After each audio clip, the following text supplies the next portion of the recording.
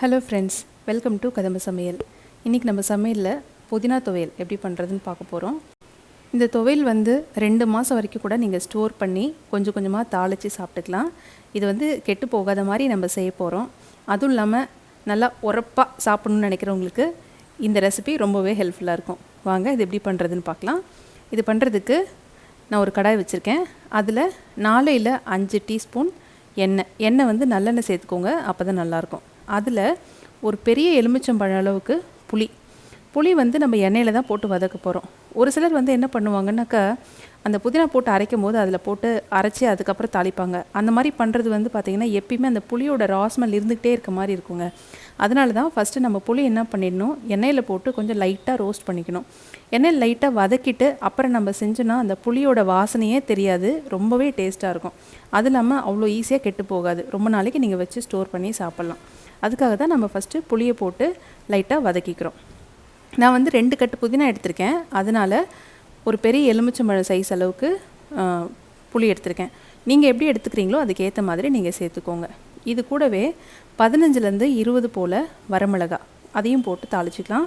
வரமிளகா காம்போட ஃபுல்லாக கில்லாதீங்க, அந்த நுனியில் பாருங்கள் நான் விட்டு வச்சுருக்கேன், அந்த மாதிரி கில்லுங்க. அப்போ தான் அந்த விதையும் வெளியில் வராது, உங்களுக்கு தீஞ்சு போன வாடை வராமல் இருக்கும். மிளகா போட்டு வறுக்கும்போது அது லைட்டாக உப்பி வரும், அதுதான் கரெக்டான பதம். இப்போ உப்பி வந்துருச்சு. இப்போ நம்மளோட புதினாவை சேர்த்துக்கலாம். புதினா நான் 2 கட்டு எடுத்திருக்கேன். நல்லா முத்தனை இலையாக இருக்கிறதுனால என்னால் ஒரே ஸ்ட்ரெச் அந்த வானலில் போட முடியல. அதனால் ஃபஸ்ட்டு பாதி போட்டு வதக்கிட்டு கொஞ்சம் கொஞ்சமாக சேர்த்து நம்ம வதக்கிக்கலாம். நம்ம போட்டு வதக்கும் போதே அந்த புதினாவெல்லாம் சுருண்டு வரும். ஸோ அந்த குவான்டிட்டி கம்மியாகும் போது இன்னும் கொஞ்சம் போட்டு வதக்கிக்கலாம். நீங்கள் பெரிய வானலாக இருந்தீங்கன்னா ஒரே வானலில் கூட செஞ்சுக்கலாம். நான் இந்த வானல் எடுத்துருக்கிறதுனால நான் கொஞ்சம் கொஞ்சமாக போட்டு வதக்குறேன். இது நல்லா வதக்கிக்கலாங்க. அனல் ரொம்ப ஹை ஃப்ளேமில் வச்சிடாதீங்க, மீடியம் ஃப்ளேம்லேயே வச்சு வதக்குங்க. இப்போ இது இந்த கீரைக்கு தேவையான அளவுக்கு உப்பு சேர்த்துக்கலாம். உப்பு சேர்த்து இதையும் இன்னும் நல்லா வதக்கிக்கலாம். நான் இப்போ எல்லா கீரையும் சேர்த்துட்டேன். இது நல்லா எப்படி சுண்டி வருதுன்னு பாருங்கள். அதே மாதிரி புதினா போட்டதுக்கப்புறம் ரொம்ப வதக்கிடக்கூடாது, ஏன்னா அதோட கலர் மாறி போயிடும். அது இல்லாமல் டேஸ்ட்டும் நல்லா ஃப்ரெஷ்ஷாக இருக்காது. எப்பயுமே அந்த கீரையில் இருக்க தண்ணி மட்டும் ட்ரை ஆகிற அளவுக்கு வதக்கினாலே போதும். தண்ணி இப்போ ட்ரை ஆகிடுச்சு. இப்போ அடுப்பை ஆஃப் பண்ணிவிட்டு நல்லா ஆற வச்சு ஒரு மிக்ஸி ஜாரில் போட்டு அரைச்சிக்கலாம். இப்போ நல்லா ஆறிடுச்சு. நான் மிக்ஸி ஜாரில் போட்டு நல்லா நைஸாக ஊட்டி எடுத்துக்கலாம். தண்ணி ஊற்றாமல் ஃபஸ்ட்டு அரைங்க, தேவைப்பட்டதுன்னா கொஞ்சமாக தண்ணி ஊற்றி அரைங்க, ரொம்ப நிறைய ஊற்றிட வேண்டாம். பாருங்கள், நல்லா நைஸாக அரைச்சாச்சு. இந்த டெக்ஸ்டரே பார்க்க எவ்வளோ சூப்பராக இருக்குது பாருங்கள். இப்போ ஒரு வானல் வச்சுக்கிட்டு அதில் 2 டீஸ்பூன் எண்ணெய் ஊற்றி உங்களுக்கு எந்த அளவுக்கு வேணுமோ அதை மட்டும் எடுத்து கொஞ்சமாக தாளிச்சிக்கலாம். மீதி புதினா நம்ம அரைச்சிருந்தோம் இல்லைங்களா, அதை நீங்கள் அப்படியே ஃப்ரிட்ஜில் ஸ்டோர் பண்ணிக்கிட்டு உங்களுக்கு வேணுன்ற போது கொஞ்சம் கொஞ்சமாக எடுத்து இந்த மாதிரி தாளித்து நீங்கள் சாப்பிட்டிங்கன்னா ரொம்பவே ஃப்ரெஷ்ஷாக இருக்கும், ரொம்ப டேஸ்ட்டாகவும் இருக்குங்க.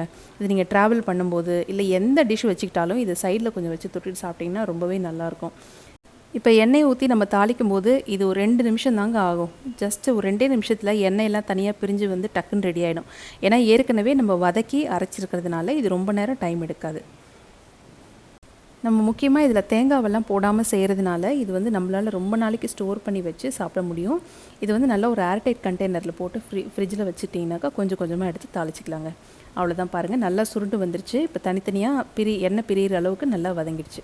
அவ்வளோதான். இதை நம்ம அப்படியே எடுத்து ஒரு பவுலில் போட்டு சூடாக சர்வ் பண்ணி சாப்பிடும்போது ரொம்ப நல்லாயிருக்கும். நம்ம ரைஸ்லேயே கூட போட்டு பிசைஞ்சு சாப்பிட்லாங்க, ரொம்ப நல்லாயிருக்கும். கண்டிப்பாக அந்த ரெசிபியை செஞ்சு ட்ரை பண்ணி பாருங்கள். சாப்பிட்டு பார்த்துட்டு எப்படி இருக்குன்னு கண்டிப்பாக கமெண்ட் பண்ணுங்கள்.